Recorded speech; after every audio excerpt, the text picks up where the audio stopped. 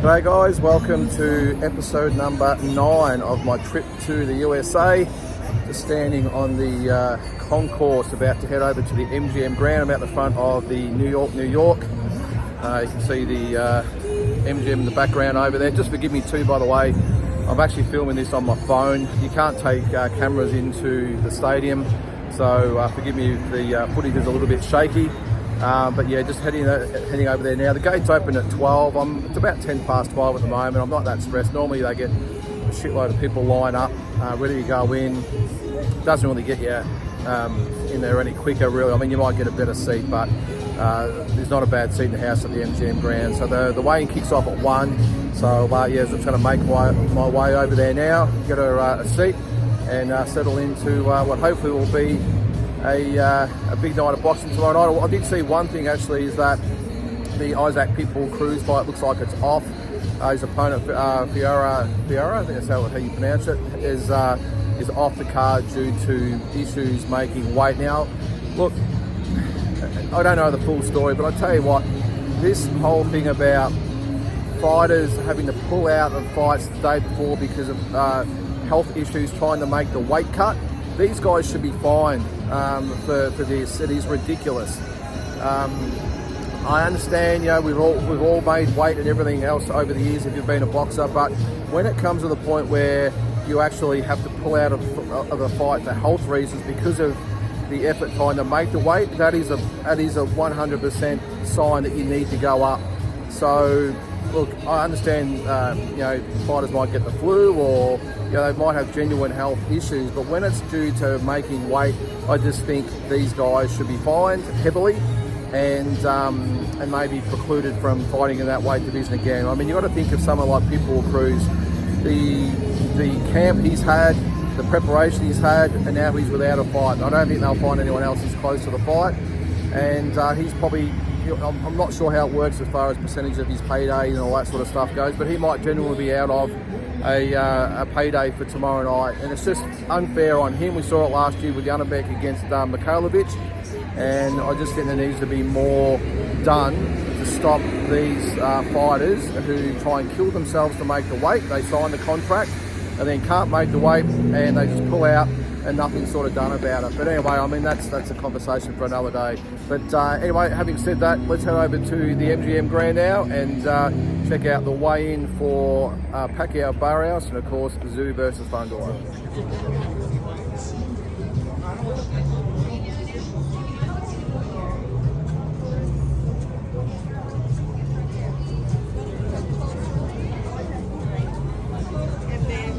I told her, I have a loaf of bread in my backpack.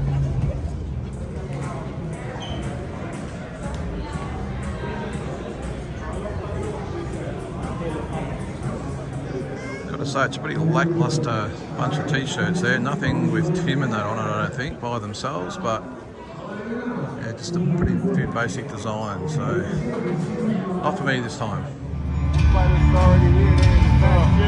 When Manny Pacquiao turned pro, Barrios was just 4 months old. Now he's 30, 6 feet tall, WBC welterweight champion of the world.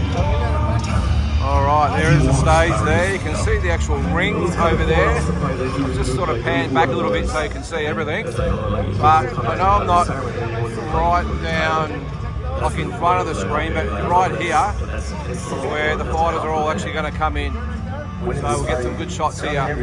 And this is reserved for the family members and friends and team, and that's where it'll happen there. But yeah, I like this spot here. As I said, we're not right in front of the stage, but great access to the fighters coming in.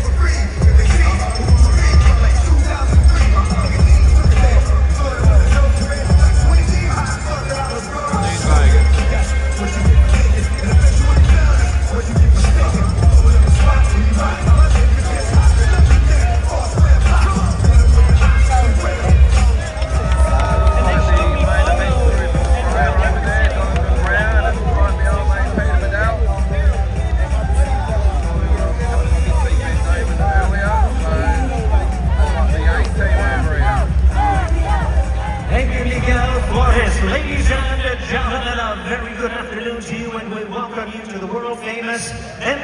MGM Grand Arena here in Las Vegas, Nevada, as Premier Boxing Champions presents the PBC pay-per-view on a prime weigh-in for our big night of action taking place tomorrow night right here, featuring the main event of the evening for the WBC Welterweight Championship of the World, Pacquiao versus Barrios. And our big Joel Gonzalez weighs in at 125 pounds, 125 pounds. And his opponent with a record of 25 wins, 2 losses and 1 draw with 19 knockouts, the former super bantamweight and former featherweight champion of the world, the Heartbreaker, Brandon Figueroa.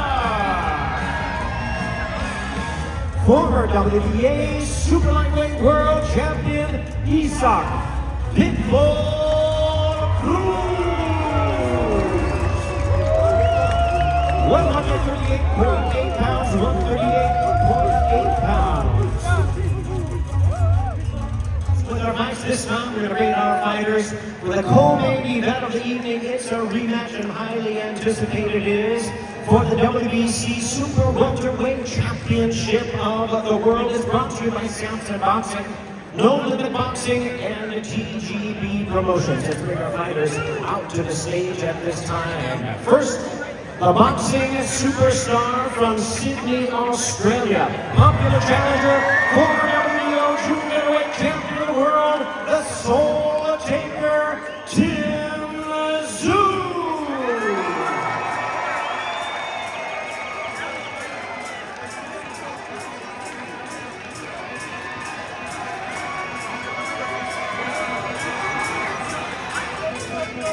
And now we bring out his opponent from Coachella, California, the defending WBC Super Welterweight World Champion and boxing phenom, the towering Inferno, Sebastian Fundora.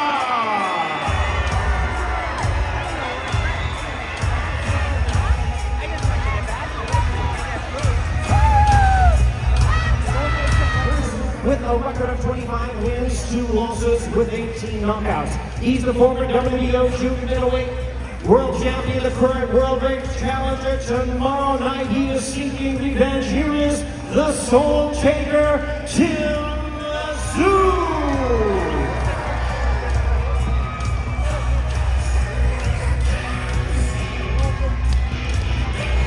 153.2 pounds, 153.2 pounds for Tim Tszyu.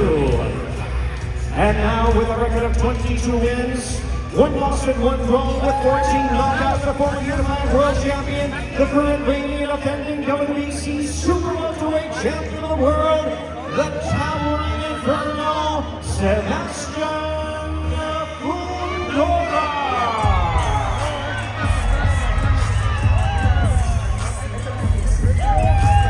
Sebastian Fundora weighs in at a ready 152.6 pounds, 152.6.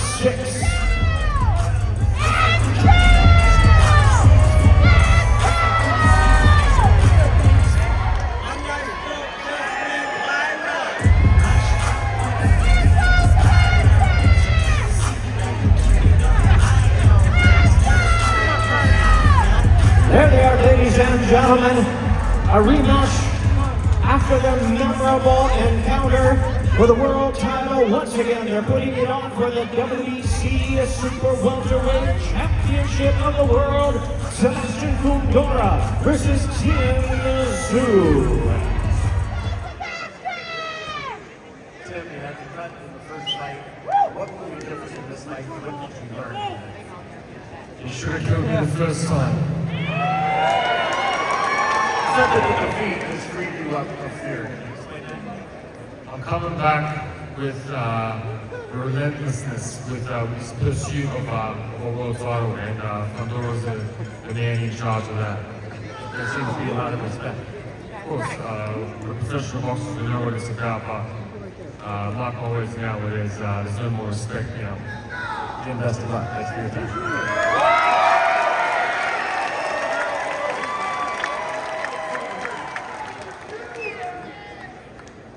Sebastian, good to see you, sir. Likewise, the same question to you. You earned the victory.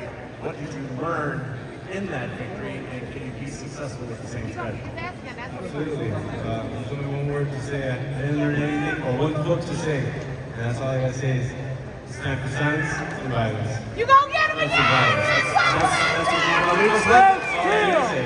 He says respect, and you have that respect as well. Absolutely, absolutely. You know, this is what we all want. Same thing. We all want to become champion. But this is a competition sport. I can't win. All right, we'll see you after the silence and the violence. San Antonio, Texas. He's a two-division champion of the world, the current defending WBC welterweight champion of the world. Please welcome El Azteca, Mario Barrios.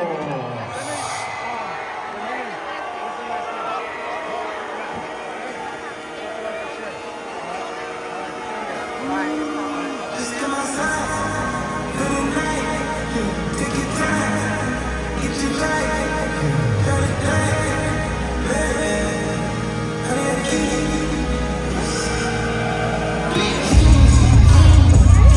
And now we invite his opponents to the stage, really needing no introduction the world over, from the Sarangani province in the Philippines, the Boxing Hall of Famer, the 8th Division champion of the world, Manny Pacquiao.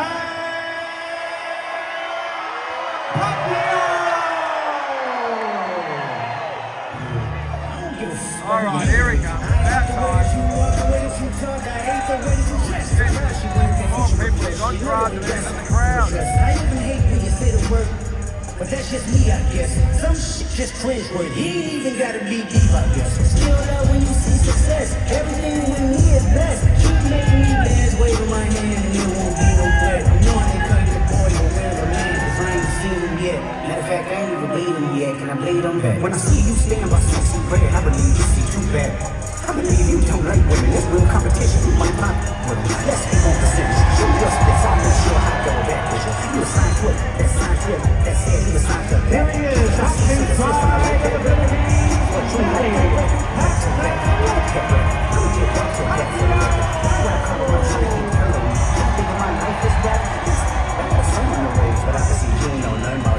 With 29 wins, 2 losses and 1 draw, he has 18 knockouts. He's a two-division world champion, the reigning and defending WBC welterweight champion of the world, El Azteca, Mario Barrios.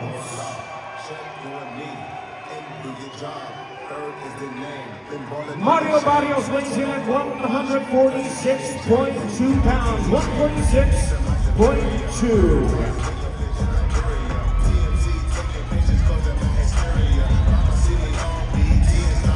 And now opponent challenging for the title, the pride of boxing, the pride of the Philippines, the one and only Manny Pacquiao.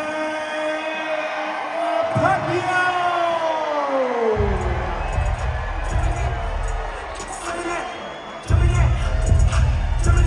146.8 pounds for the Pac-Man, 146.8 for Manny Pacquiao.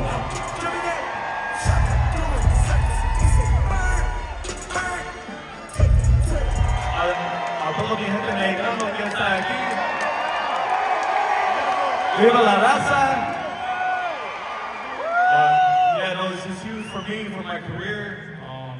Yeah, man, I'm excited to step in it tomorrow.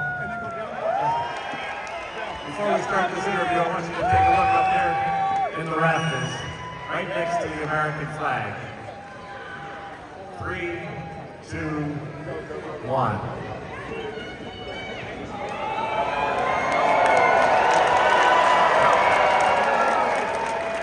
He's back. You'll now be the man who has fought the most right here at the MGM Grand Garden, number 16. More than anybody in history. Tyson, Mayweather, all of the great fights that have come in here. When you see that banner up, you've gone into the Hall of Fame. You've won in 8 divisions, 12 titles. You have everything. What made you decide that you wanted to do this again? First of all, I would like to, I'm so happy because I'm back, and I'm back it because of boxing is my passion. I miss boxing, and I'm so thankful to God because until now He gave me the strength, keep me safe, and gave me good health. That's why Manny Pacquiao is still here, and I'm back. Apparently following Team Zoo.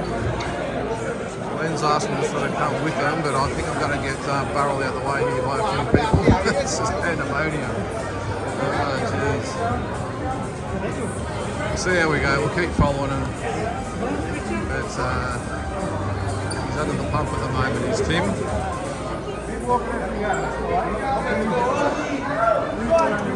Thank you for saying. Just said, I said, well, why didn't you go out the back door? He said, no, end up out on the back street. So we thought we'd just walk through the casino. So.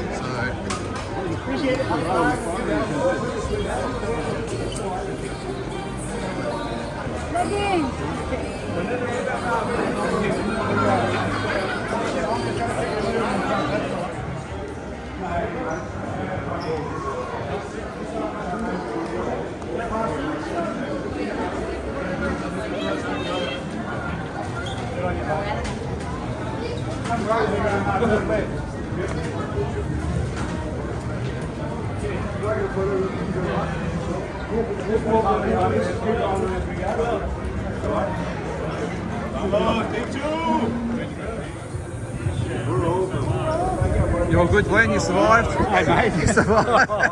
Yeah, that's called the run. That's called the after weighing run. Oh, jeez. If you keep moving, you do okay. Yeah, I You know. just stop and You've don't got young to enough. a fine art, yeah.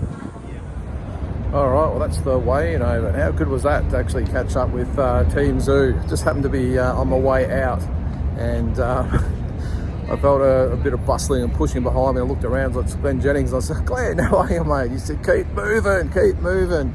So we just keep moving. He said, mate, come with us, but you got to keep moving. It was absolute pandemonium, it really was. Everyone stopping and pushing and shoving and wanting a photograph with him, and not so much autographs, but selfies and all that sort of stuff. But I tell you what, it's just different over here, you know. And I'm sure in Australia, he gets a lot of the same stuff, a lot of requests for photos and autographs and all that sort of stuff. But here, it's hectic. I mean, it's just every man for himself. They're so passionate for the boxing here. And even though he's obviously not a Mexican or an American or whatever, they just love the superstars over here. And yeah, right out to the pickup place there where they pick up the shuttles and the limos and stuff goes there. We had to hustle right through there, and even then they were still chasing him and wanting autographs, and well, not so much autographs but photos. But yeah, a little bit of a day in the life of Team Zoo. I don't envy him, by the way, but it was good just to have a quick chat with Glenn there and say good day, and obviously get the photo with Tim. But yeah, that was an experience, that's for sure. I just wonder how guys like Pacquiao and all that do it. I mean, you can imagine the hordes of people that would just be chasing them everywhere they went. So, all right, so what I'm going to do now, it's about 2:30 and I still haven't had a coffee or anything to eat. So I'm going to go over to my favourite little cafes here. It's called the America, is it just called America, I think it is, in the New York. And might see if we can get some pancakes or something if it's still serving breakfast. Alright, I wasn't actually going to show this because I know I'll get feedback about how unhealthy I'm eating, but look at that, chocolate chip pancakes. One of the great features of this restaurant, excuse the pole in the middle, but that is a map of the United States with all the different cities on there. Really great cafe slash diner slash restaurant this is. It's, in my opinion, some of the best food in Vegas if you like lunch and brunch and that sort of stuff. And the Las Vegas Strip looking excellent as always on this Friday, July 18th. And it's warm but not hot. So I think after breakfast or lunch, brunch, whatever you might want to call it, might be time for a bit of a walk to walk some of it off. Alright, so just a little bit of feedback on the weigh-in. really great to see that Pitbull Cruz got another opponent. It would have been a travesty if he didn't get one. Can't believe they found someone on short notice. I've got a feeling maybe, I'll have to go through the card, but I've got a feeling that maybe someone stepped up from the undercard to fight him. I don't know. Sometimes it's the case. They'll have sort of fighters in reserve on the card that are similar weights or the same weight, just in case this sort of stuff happens, especially with the main event, which is obviously what happened last year with Tim and Sebastian Fundora. But that was probably the first good thing. Tim and Sebastian Fundora, well, Sebastian Fundora didn't really look any different, did he? I mean, he's just, this guy's a freak of nature. 6'5.5", and he weighed in at 152.6, I think it was, which is just ridiculous. I think that's 71 kilos in the old metric system. But Tim looked really good. He looked solid and fit, but he looked really healthy and looked like he'd made the weight really easy, which is good. And the main event, I didn't think Manny was going to turn up at one stage because he was well behind schedule. They announced him to come in, and I reckon about 5 minutes went past before he actually came out. Just avoiding cars here, by the way. And when he did come out, it was just the same old jovial Manny Pacquiao. Might give a bit of a review on these fights a little bit later too, guys. At the moment, I'm just heading down towards I'm just passing the Excalibur down to the Luxor and the Mandalay Bay. Now, the Las Vegas sign is down this way, but it's a hell of a walk. I'll see how I go. I came here the last couple of times anyway, walked down here, so we'll see. But either way. But yeah, it was, I think they said there was about 4,000 or 5,000 people there, which is great. I remember going to the Mayweather and Canelo weigh-in back in 2013. There was 12,000 people at the weigh-in, if you can believe that. They love the boxing over here. And look, Las Vegas, this is why it's the capital, or the hub of boxing, because people come here not just for the boxing, but the holiday. They combine it all, and everyone's sort of contained in the same sort of area. Most people are within walking distance of everything, and they make a week or weekend of it or whatever it might be. But it's just an atmosphere that you just can't match anywhere else in the world, I think. So, but yeah, so done and done, or done and dusted, whatever you might want to say. And it was really good. As I said before, just have a quick chat to Tim and Glenn. They seem in really good spirits, and set for a big one tomorrow night. And it's going to be a tough one. It's going to be a tough one. Sebastian Fundora, very confident. Speaking to a few boxing fans around me in the stands, a lot of them backing Fundora to do it again. And it was also great too, by the way, to see a lot of Aussies in the crowd, a lot of flags and a lot of voice happening. So that was excellent as well. So all right, I'm going to stop into the Luxor and maybe get a bottle of water and have a bit of a look. You've followed me for a while, you would have seen all these casinos on previous videos, but if you haven't, I'll show it again when I go in there for my water. This one's a really good one, the Luxor. It's a real structural masterpiece, really. It's a big pyramid, and it shoots the light into the sky. And the way they've done it is just fantastic. They've actually got lifts that go diagonal, if that makes sense. 45-degree angles. And they've got the Titanic exhibit here. It's a really cool casino. I like it. It's cheap, and I think it's a good little spot pretty close to the strip. So let's go and check it out. And this is the Luxor. You can see the Sphinx and everything out the front there, and the big pyramid there. And in relation to the strip, I'll turn around there and you can see it off in the distance. This is the inside of the Luxor. Check that out.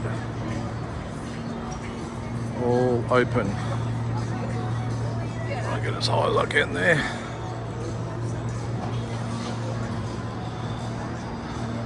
And over here is the Titanic exhibition. I've done it about 5 times. I'm tempted to do it again, but I won't.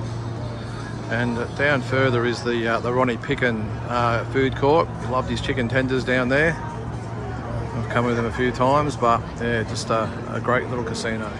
All right, we're in the Mandalay Bay, and that's about the closest we're going to get to the Las Vegas sign today, because I'm not walking about 2 kilometres down the road to show you the gig. Sorry about that. All right, we'll have a look through the Mandalay Bay. And Muhammad Ali, there's a couple of these statues around actually. I saw one the other day, I think at the MGM.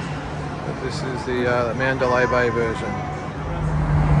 Now I can't pass the Mandalay Bay without coming to this spot, and I've been here probably the last 2 or 3 times I've actually put up some videos about it. This is an ambulance goes past. There's 32nd floor up there, and across here is the place where the shooting occurred back in 2017. Well, it's not really a shooting, it was a massacre. And that's where it happened, right there. And you can see up there, 32 stories high is where he was shooting from.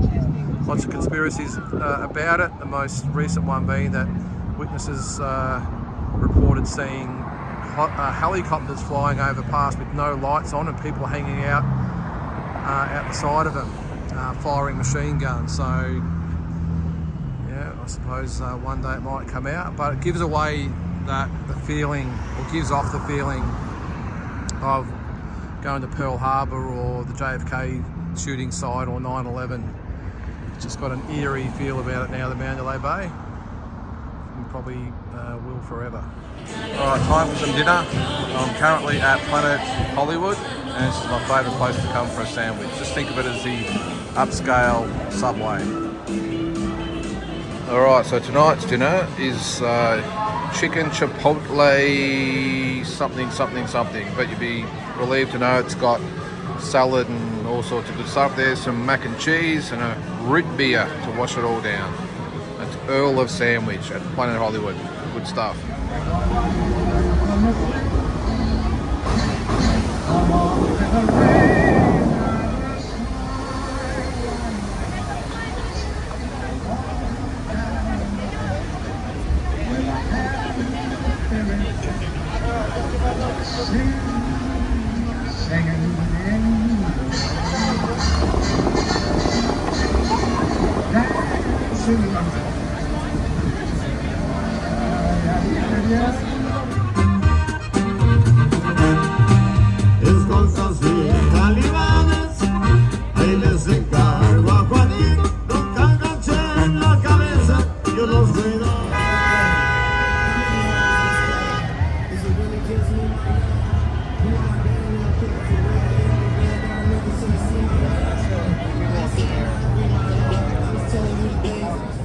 Alright guys, that's going to be about enough excitement for me today. It's Friday night here, there's lots of people around, and I'm starting to get that feel of with the people. Just get the hell out away from me. Hey, it is Vegas. If you come here, you've got to expect that there's a lot of people. And night time, especially like on a Friday and Saturday night, obviously is when everyone comes out. A lot of people maybe had a few today, been sitting by the pool. And a lot of the less desirables come out as well to try and take advantage of them. So it's all good. I'm going to head back now. It's probably about midnight anyway, so big day tomorrow. Get some sleep tonight. Up early, hopefully watch the Usyk and Dubois fight. I think the card starts at 9:30 in the morning. So I'll try and find somewhere to watch that. Plenty of sports bars around, so I'm sure I'll find one. And then into the big night tomorrow night. So that's going to do it for episode number 9. Look forward to catching you in the next one, which will be episode number 10.